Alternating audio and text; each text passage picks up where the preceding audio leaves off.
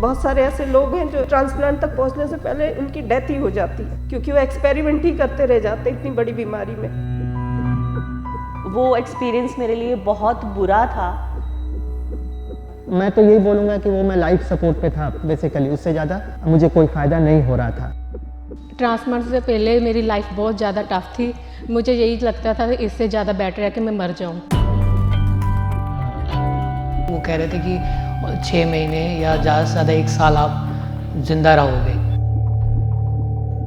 सच बताऊं तो दिन कैसे कट रहा था कुछ समझ में नहीं आ रहा था। 12-15 साल हम लोग इस समस्या से जूझते रहे हैं।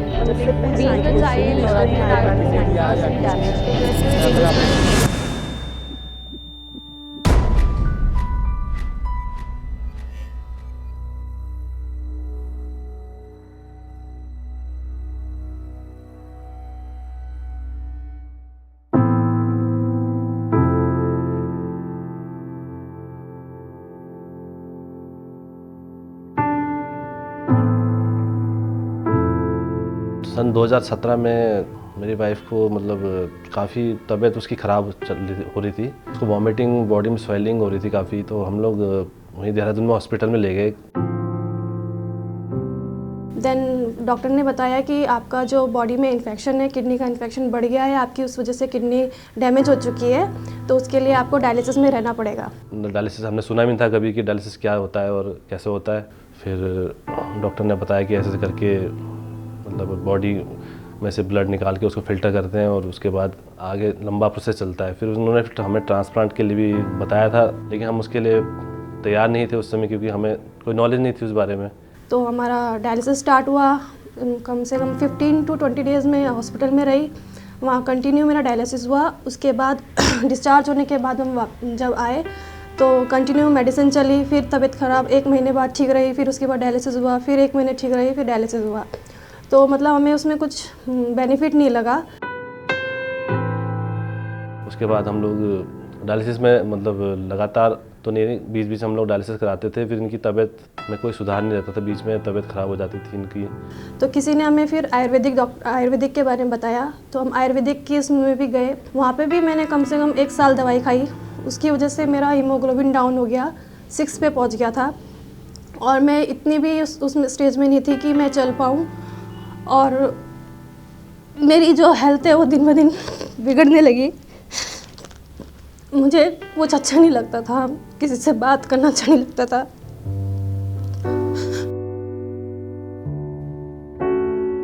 तो उसके बाद फिर ट्रांसप्लांट के लिए भी काफ़ी डॉक्टर से बात हुई, लेकिन किसी को देख के ऐसा नहीं लगा कि हाँ ये लोग मतलब इनसे मिलके या इनसे करवा के मुझे अच्छा लगे या मुझे जो पॉजिटिव रिजल्ट चाहिए वो मिलेगा। सभी बोलते थे ठीक है हो जाएगा, आप आ जाइए, हो जाएगा आ जाइए।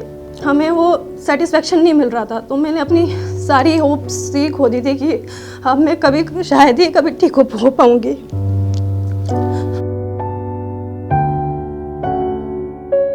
ट्रांसप्लांट के बारे में सुना था, लेकिन इतना नहीं पता था, क्योंकि लोग उसके बारे में ज़्यादा ये बताते थे कि इतना सक्सेस नहीं हो पाता है, बहुत ही कम चांसेस होते हैं, मतलब फ़ायदे कम बताते थे, उसके साइड इफेक्ट ज़्यादा बताते थे हमें। दैन 2019 में एक दिन मेरे हस्बैंड ने यूट्यूब पे देखा तो डॉक्टर रंजन के बारे में इंटरव्यू पढ़ा, और उसको देखा तो थोड़ी सी मतलब वो देख के थोड़ी होप सी लगी कि हाँ क्या पता यहाँ जाके हो सके कुछ। तो हमने सर से मीटिंग के लिए सोचा, तो कांटेक्ट किया, तो प्रियंका मैडम से बात हुई। तो प्रियंका मैडम ने बुलाया, तो हम मिले उनसे। सबसे पहले प्रियंका मैडम ने हमें सब कुछ समझाया। देन उसके बाद जब सर से मिले तो सर से मिलके ये लगा ही नहीं कि हम किसी डॉक्टर से बात कर रहे हैं। ऐसा लगा है कि एक फ्रेंड है जो हमें हमारे बारे में सब कुछ समझा रहा है, हमें बता रहा है कि ऐसा हो सकता है, ऐसा हो सकता है। उनसे मिलके तब जाके थोड़ी सी होप बनी कि नहीं, मेरी लाइफ भी नॉर्मल आ सकती है, जैसे बाकी लोग रह सकते हैं, मैं भी वैसे ही रह सकती हूँ आगे।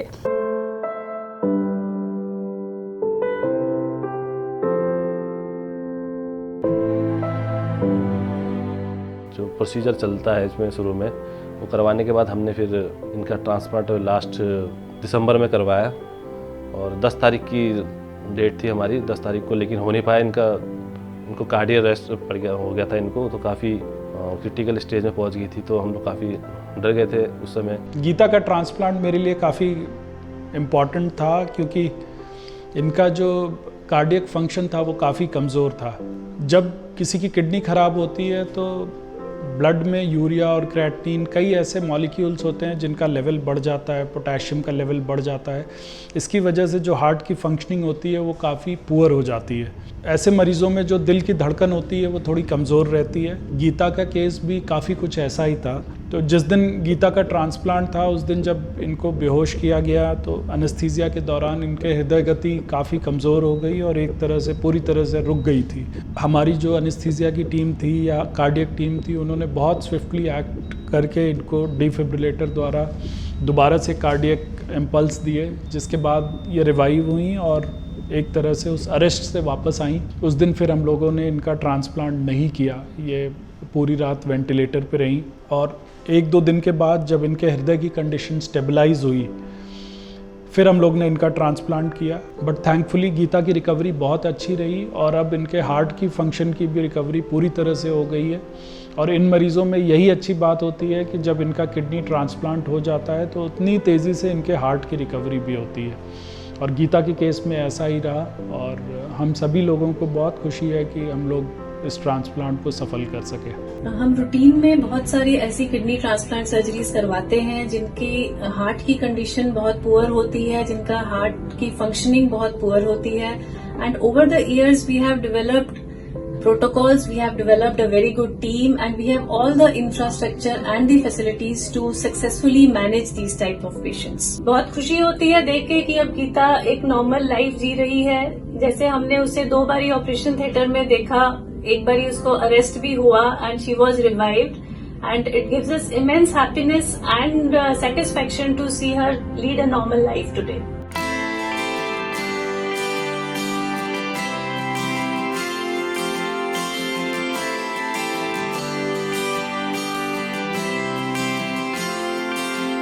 तेजस्वी रंजन डॉक्टर साहब है, वो तो काफ़ी बहुत ही अच्छे लगे। जो उनका हम्बल नेचर है और जिस तरीके से वो बात करते हैं, एक हंसमुख व्यक्तित्व कहते हैं जिसे, बहुत ही हंसमुख व्यक्तित्व वाले हैं। आयुर्वेदिक की तरफ ज़्यादा भागे हम लोग, आयुर्वेद में किधर गए, कभी उधर गए, दवाई खाई हमने, लेकिन उससे कोई रिजल्ट नहीं मिलता है। उससे सिर्फ अपना ही समय जाया कर रहे हैं, अपने शरीर का नुकसान कर रहे हैं। तो वहाँ ना जाकर हम लोग सीधा अगर तेजस्वी रंजन डॉक्टर से मिलें, उनसे बात करें तो काफ़ी जल्द अपना मतलब समय जाया न करते हुए अच्छे परिणाम पे पहुंच सकते हैं।